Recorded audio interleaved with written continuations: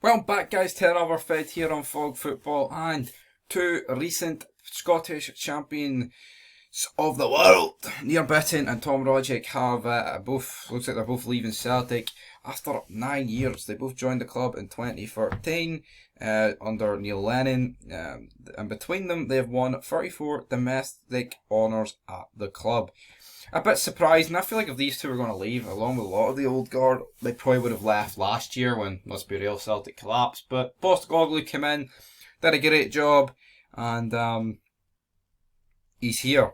You know, you've got Rogic and Bitton, two internationals. It'll be very interesting to see where they go. Of course, when Brendan Rodgers left, there was a lot of talk with Rogic going to Leicester.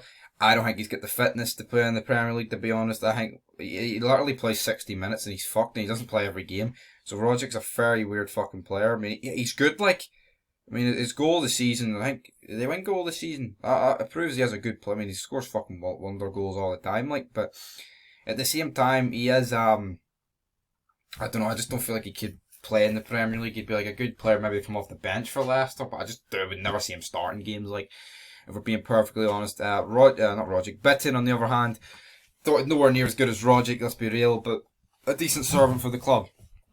Won a lot of trophies, of course. Always weird seeing an Israeli play for Celtic, just like Abada, but well, when you see them waving Palestinian flags, you know what they're wanting on the Israelis, but the less said about that, the better.